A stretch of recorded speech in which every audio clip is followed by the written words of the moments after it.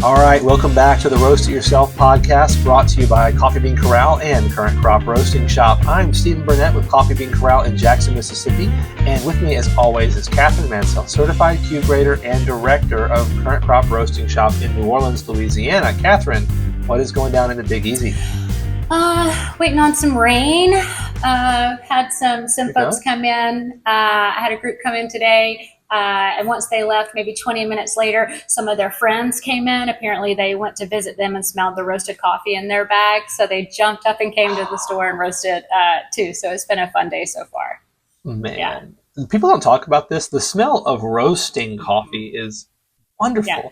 And I remember, like, when I roast and I leave here, I'll still smell like coffee roast on my clothes. And I'm this is like, we should bottle a cologne, a perfume based on the smell of roasting coffee. You can do dark roast perfume, light roast perfume. We have a business idea. Hey, no one take this. No one take this idea and run with it. Okay. Each week we set aside about 10 minutes, not just to come up with business ideas, but to field questions from home coffee roasters and professionals alike about roasting, tasting, and most importantly, enjoying coffee. You can send your questions to questions@riypod.com. That's questions@riypod.com to get a nice shout out from us in an upcoming episode, and of course, to get your question answered. This week's question is from Al A., who asks, he says, "Hi, my name is Al. I live in Greenville, South Carolina. I've been roasting for about 9 months and have really enjoyed it." That is awesome, Al. Wonderful. Glad to hear it. I prefer light roasted coffee and particularly love finding coffees that are very funky. Yeah. Speaking my language now. Yeah. Speaking my language. Yeah. I recently came across co-fermented coffee that had peaches cut into the coffee while it was drying. I'm curious if y'all ever carry anything like this, and if you have any recommendations for crazy and unique coffees like that. Also, what are some of the most interesting processing methods y'all have heard of? Thank you, Al. Well, Al, thank you. It's a great question. This is like stuff that I really enjoy. I got my first co-fermented coffee I got months ago. It's put out by Black and White Roasters out of South Carolina. We have a local shop here in Jackson that they're exclusive with those guys, and they have amazing coffee. I forget the name of it, but it was a Colombian natural co-ferment. And it literally, I think the tasting notes were like, those blue gummy sharks? That was a tasting note, blue gummy sharks. And I'm like, oh my gosh. I had the same one. Did not remember that was I had the same You had that one. Wait, did I share that with you? Is that what happened? No, okay. Somebody from New Orleans, Michael Adelina, brought a whole bunch of coffee after we left the expo, and we cupped like 13 coffees together. And it was the first time I actually tried a co-ferment, and it was the gummy sharks. And I went down just to smell, and I thought, wow, that smells like candy. Okay. Right. And then we got into it, we tasted it, and that's exactly what it tasted like, was just gummy sharks. I'd never tasted coffee like that. It sort of blew me away, and all I thought was, wow, this is something else. I can't believe they've actually made it taste like that. That was pretty crazy, but I had that same one. Yeah, it was great. It was one that I had it as a pour over, and sometimes coffee just stops you in your tracks. I've had that happen a few times in the last year, where I'll drink a coffee and I'll just stop and go, wait a minute, what am I drinking? What is this? And that was one of them. And so I went back, got a full bag of it, and we brought it up here and shared, and it was an amazing experience. Coffee. Any recommendations? Other processing methods? Catherine, this is very your wheelhouse. So please drive around your wheelhouse. I've heard of lots of different processes. The few that I've tried, especially in anaerobic natural, anaerobic meaning no oxygen, is sort of the one that I go to, and once that I've tried has been really funky, really fruity, really something that's in our wheelhouse. The anaerobic meaning that the coffee is held in a low oxygen environment in sealed fermentation tanks. There's also carbonic macerated coffee, which means the coffee, it involves sealing whole unpulped coffee cherries in airtight tanks and then introducing carbon dioxide to displace the oxygen. So anaerobic, there's no oxygen whatsoever. Carbonic, they're removing the oxygen while putting carbon dioxide in it. And then the coffees are sometimes pulped after or dried in parchment, sometimes dried in whole fermented cherries, but I haven't tried that one before. And then some coffee in Brazil that's dried on the tree. So dried on tree natural, where the coffee literally fully dries, fully intact on the tree, which is really interesting. I've had some of that. I've had some of that. It's good. I think the thing, like, there's a line here that, and I enjoyed the heck out of the Gummy Shark coffee. Don't get me wrong, in the co-fermented. There's a line where you are bringing out and tweaking and kind of crafting the natural flavor of the coffee versus introducing something from the outside to flavor the coffee. Now, the extreme end of this would be like the hazelnut coffee that, you know, your mom's got in her cabinet or whatever, that, like, it's like just blatantly artificially flavored, right? But there's a point at which now we're introducing new flavors that aren't natural to the bean, and they're very good, but they're still kind of foreign object here. And that, I think, I don't know, but my purest heart kind of goes, it's good, but, you know, a Slurpee's good. Like, it doesn't make it, you know what I mean? So, like, I kind of like am standoffish with these kind of processes. Like, but I mean, I don't know that I would say the same about you know, the anaerobic natural. I mean, you're just depriving it of oxygen. You're not in fermenting it. Is it the CO2? Say that again. I'm going to have to spell that. Didn't you say that? The that other carbonic one? Maceration. There it is. That one. It sounds like a crime. Like, it sounds like something you would go to jail for. Carbonic maceration. That one, like, okay, we're introducing something. Just the gas. Carbon dioxide. I don't know.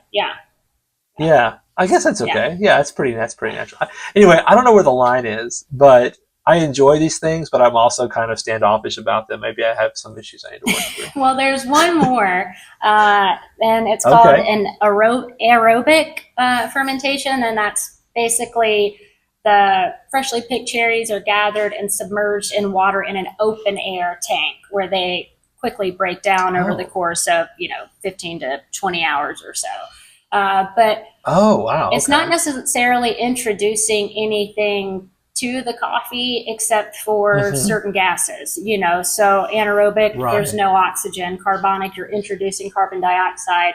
Aerobic, you're just leaving it in this tank and it's open air. I think the co-ferment is really the only one where you're adding things that are not natural to it. And there's this huge debate in the coffee industry, or should you not sort of do that. And really my stance on it is whatever the farm decides they want to experiment with or what they want to try, I am fully invested in trying whatever they put. Because I've had coffees that, I get samples of microlots from countries from all over, and sometimes it's something brand new that farm has never done before, and it rocks my socks off. And then maybe only be one bag of it, and I may have it for a very small amount of time, but I am willing to try whatever they want to try. But I know there's a big divide in the coffee industry of should you or should you not sort of introduce something that's not natural to it. But I'm all for trying everything. And I think the question also is, like, this is the thing that we always come back to, which is it good? Is it good? Is it good? Yeah. Does it taste good? Because that's kind of the point. And I think that all of us, I don't consider myself too much of a snob. I definitely have snob tendencies. I'm a reforming snob. But I don't consider myself too much, but at the same time I'm like, but I also really like that coffee. It was really good. It was very enjoyable. So, is it good is, I think, the number one question to ever ask about any coffee thing. Is it good? Did you enjoy it? Was it good? Did you like it? And we have a couple that are super fermenty. Obviously, Bali Kintamani that we talk about all the time. Super fermented, fruity, and then the new crop of Honduras 18 Rabbit Natural. That's a funky coffee, and it's just a natural process. I think later on, I did a DR natural 2 days ago. It smells like dried cherries. I haven't even brewed it yet. It smells like dried cherries. So very good. Very good. I think later in the year we'll have at least one anaerobic natural, and it just enhances the natural process. So it's something that I really, really enjoy. So funky coffees, look for, natural processes, anaerobic natural processes, and then see what you think. But that's the wheelhouse of funk the honey, for me. is it the DR red? That's pretty fruity as well. Like that's a honey. Yeah. That's not even a natural process. You're going to need some fermentation to get that kind of funkiness to it. Which, by the way, we call it funky, and it's funny to say it because I think Black and White Roasters actually calls it funky too. Yeah. That's their little scale. But I've also heard kind of the earthy, musty smell and taste called funky as well. So we're not talking about that. We're talking more about like a fermenty kind of like a winey, punchiness. Not so much kind of an earthy, mushroomy funkiness when we're using the word funky. That's why we're saying it. But that's, I don't know. I think as long as we're not just straight up adding like, vanilla, simple syrup or not simple syrup, what's it called? Vanilla essential oils to it. I think it's okay.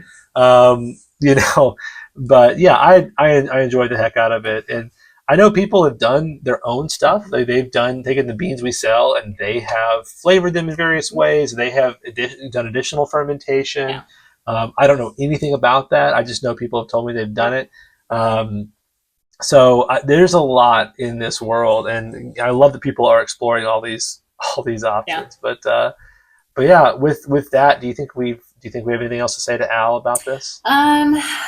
I don't have anything else to say. There are many other processes we didn't cover. We didn't cover regular natural processes, regular honey processes. So there is, even with the list that I went over, there are many other processes that are incredibly common that can produce something that's pretty funky. Totally. So don't leave out honey processes for sure.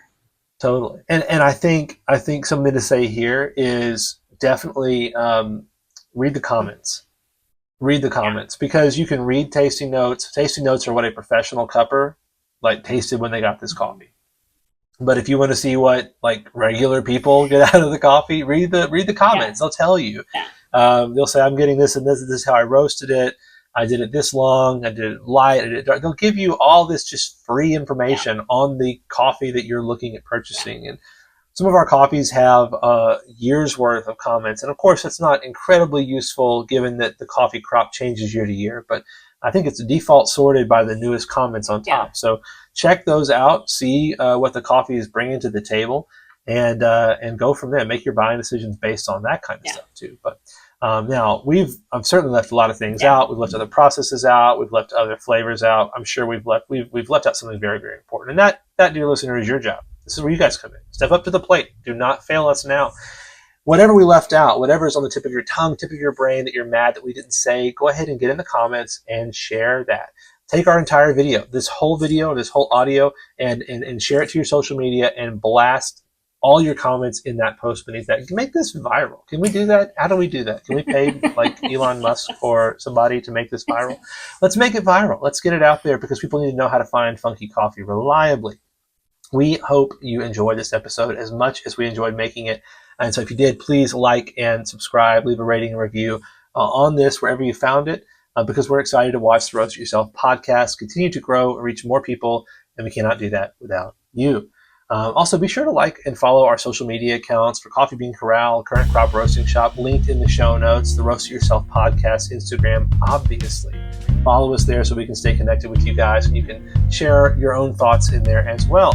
We could not do this without the people that handle our audio and video, graphic work, all that stuff that makes this look much more packaged than it otherwise would be. Look, we just upload the raw files, and then out of the ether comes a fully formed podcast, and it's so nice that is the case. So thank you guys for doing that. Remember, dear listener, to send any questions you have about coffee in general or coffee roasting in particular to questions@riypod.com. Otherwise, have a great day and happy roasting. Thanks, Al.